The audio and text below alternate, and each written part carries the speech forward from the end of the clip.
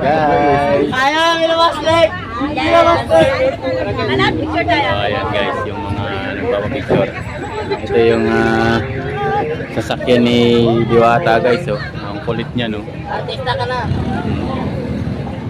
Ayan, Ayaw na. Salamat po. ayan guys. Ayaw yan dahil sa akin. Ayaw yan dahil sa akin.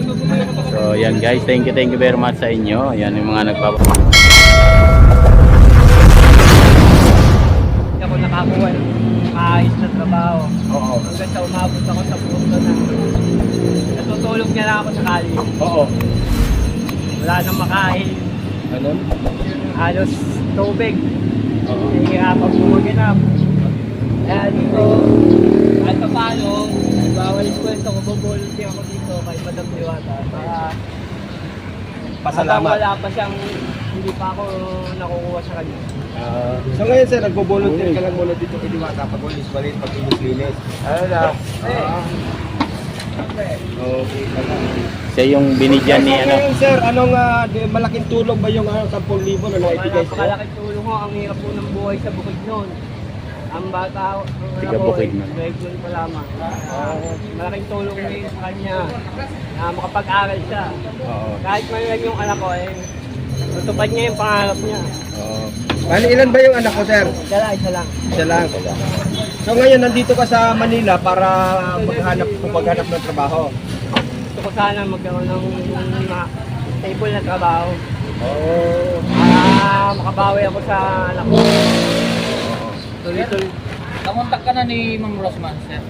Hindi po. Ang alam ko, nakaalis ako after niya maiabot yung pera. Oo. Mga 30 minutes, nag-post na siya kaagad na hinahanap daw po ako. Dahil kukuhanin daw po ako empleyado. Tuwa ko, nung nalaman ko yun, pinamagahan, bumalik ako dito. Oo.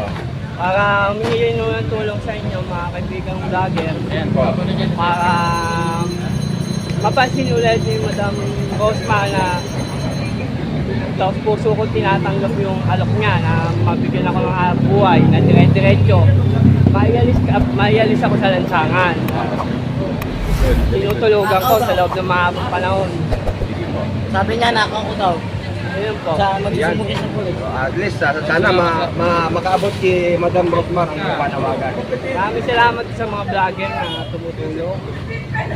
At sana marami pang katulad ko ang bigyan pa ng bukas na pinto para maayos yung buhay.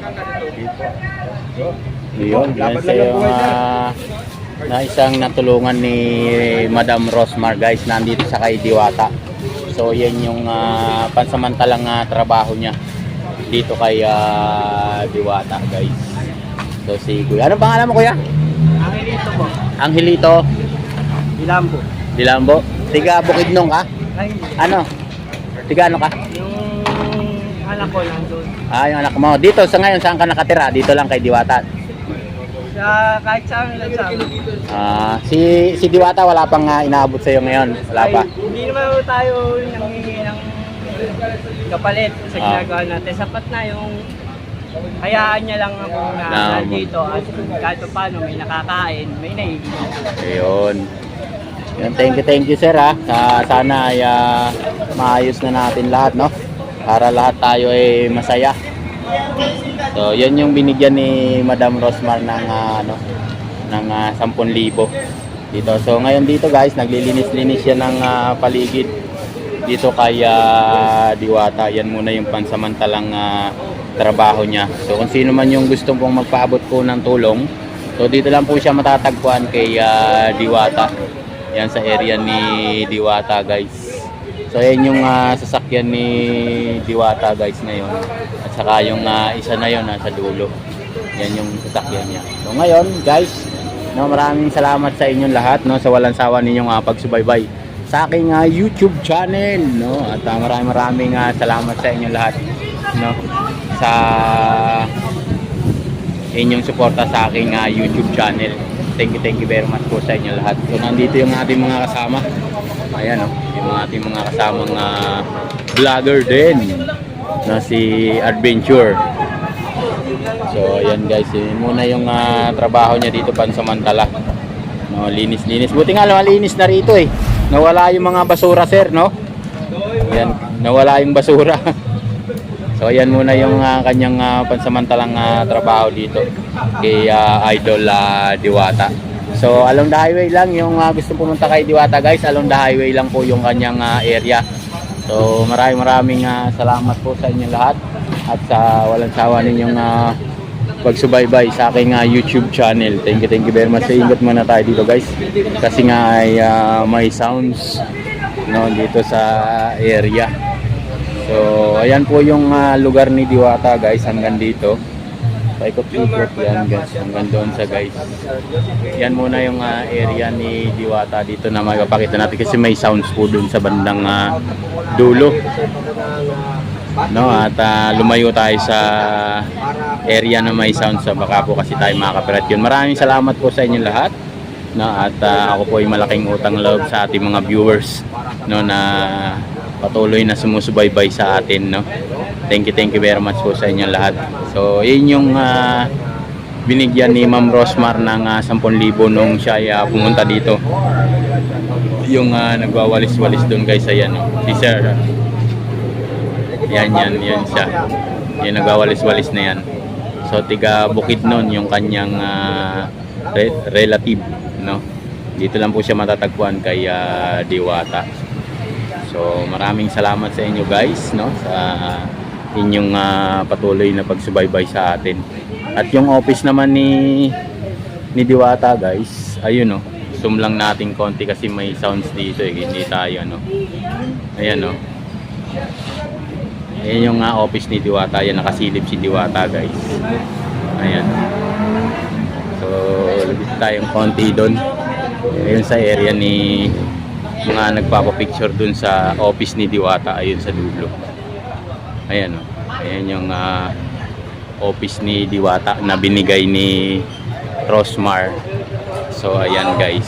Ayan yung mga bago nating kaibigan na nagpapapicture.